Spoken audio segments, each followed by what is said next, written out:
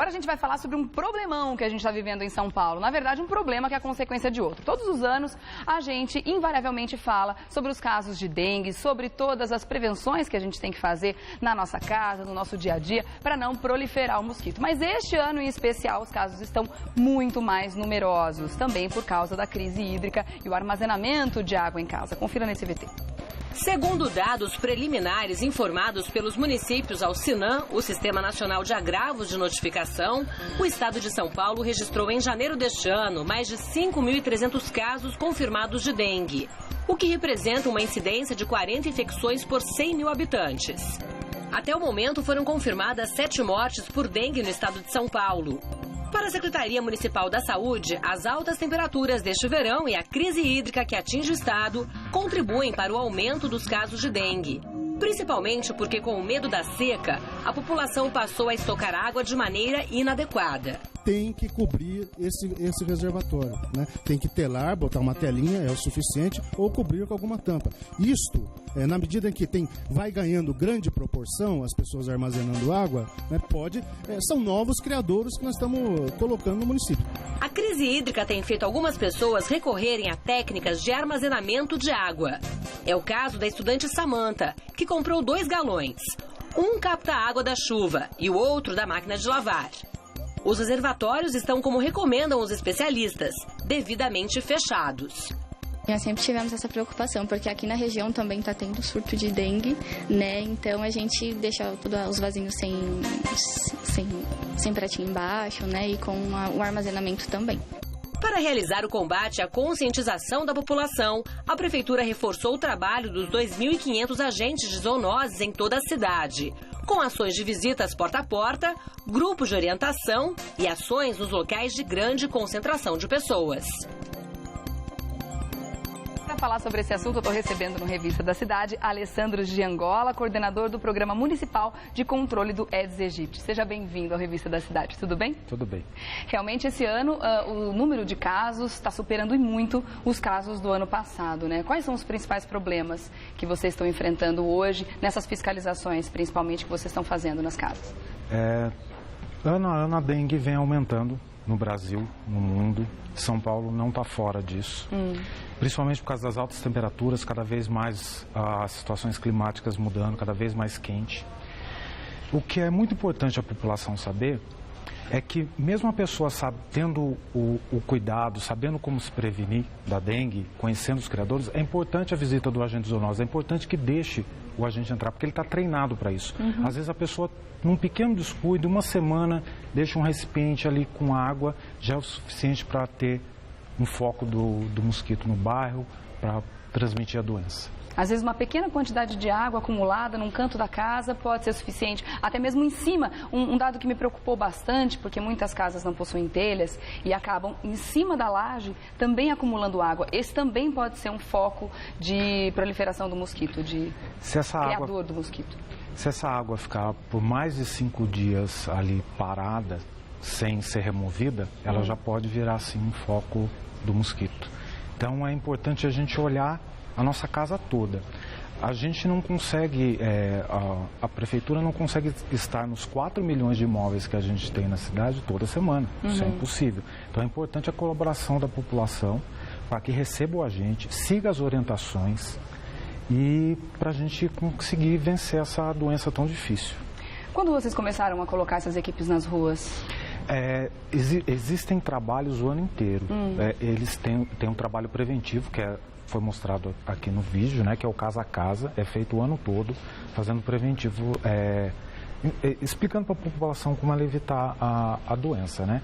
E nesse período que a gente está tendo transmissão, quando a gente tem um caso suspeito de dengue, é feito um bloqueio de transmissão naquela área, que é a eliminação de criadores e a aplicação de inseticidas de casa em casa para eliminar o mosquito que está voando e que está infectado com o vírus, para impedir novos casos naquela região. Tá, porque realmente a gente vê esse número de casos se confirmando, esse número grande de casos, muito maior do que o ano passado, quer dizer, a gente tem uma situação muito mais delicada para controlar. E isso a gente pode dizer que era uma morte anunciada, entre aspas, afinal de contas, a crise hídrica a gente já vem configurando também desde o final do ano passado, desde o meio do ano passado, a gente sabia que as pessoas iam ter que acumular água em casa para se proteger de uma eventual falta d'água que em muitos bairros estão acontecendo. Isso não só aqui em São Paulo, como também no interior, muitas cidades como Catanduva, Limeira, estão vivendo situações já epidêmicas, né, da doença, né, e tudo mais.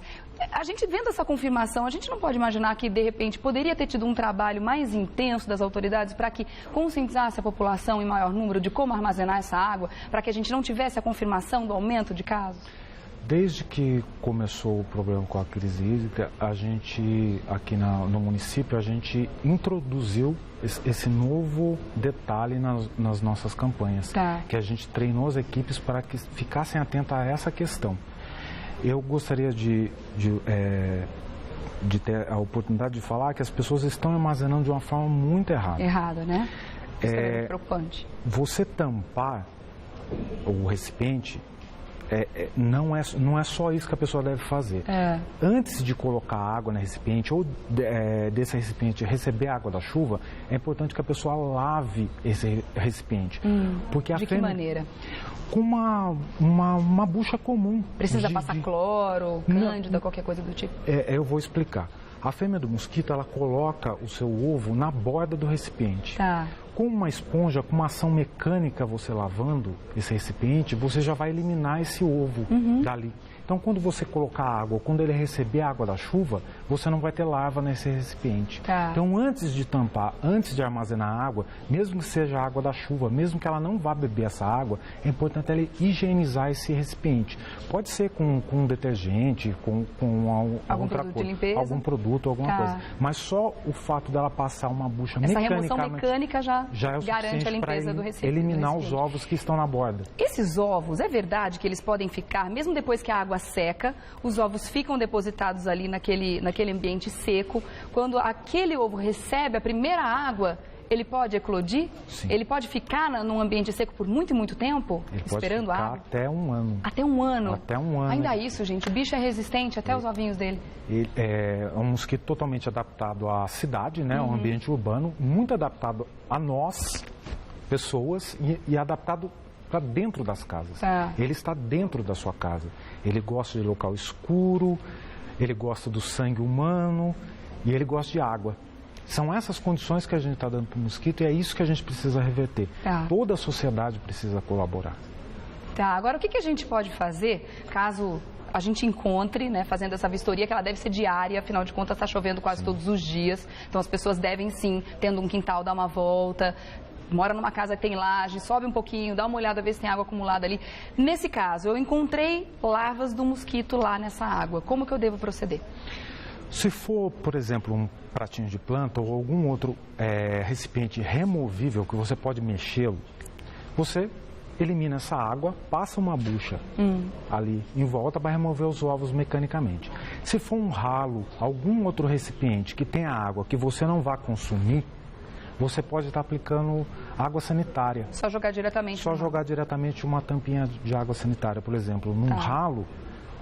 2 vezes por semana já é o suficiente para você não ter a larva do mosquito ali. Mesmo que o ovo ecloda, essa larva ela vai morrer ali dentro desse recipiente. Dá para a gente colocar aqui na tela a ilustração que nós temos aqui do mosquito, para a gente saber exatamente qual é a diferença? Eu sei que muitas campanhas já foram feitas, muitos já se falou, para a gente conseguir diferenciar, mas ainda resta muita dúvida, né? De quem é o pernilongo comum, quem é o mosquito da dengue. Eu confesso que qualquer coisinha que passa voando na minha casa hoje em dia, com esse número alto de doenças, né, de casos acontecendo, eu fico paranoica, já pego minha raquete e fico lá esperando ele passar de novo, né? Estou usando aquela raquetinha elétrica. Enfim, como é que a gente consegue diferenciar?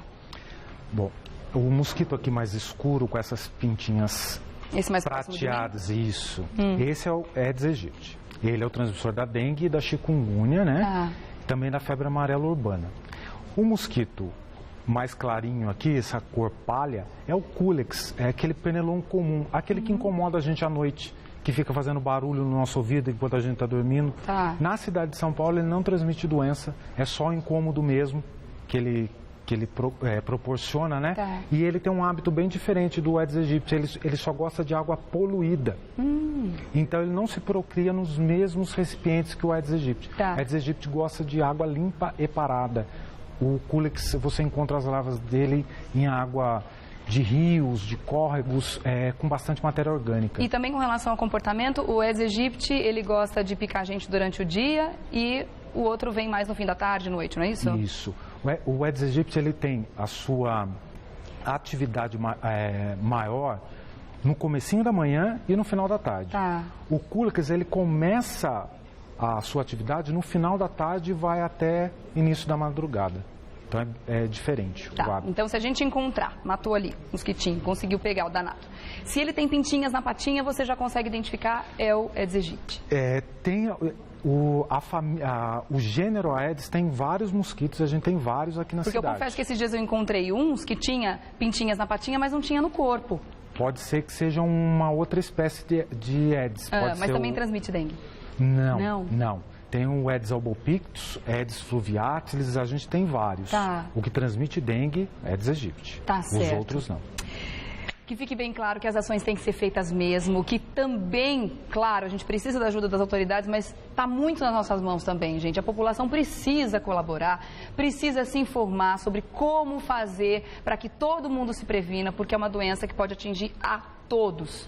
Da casa mais chique da cidade até os bairros mais carentes. Então, todo mundo precisa estar atento às formas de como armazenar essa água corretamente, de como se prevenir dessa doença que todos os anos assombra e passa mais um verão e a gente fica com aquela sensação de ufa, escapei dessa vez, mas pode ser que ano que vem volte de novo. Então, vamos tentar erradicar esse mosquito, essa doença de uma vez por todas. Qualquer dúvida que você tiver, se você perceber foco de mosquito, quer relatar doentes na sua região, na sua casa, você precisa fazer contato com a prefeitura para que eles encaminhem as equipes de trabalho para lá, para fazer essa varredura, a gente pode chamar assim, nas casas da região, através do 156, tá bom?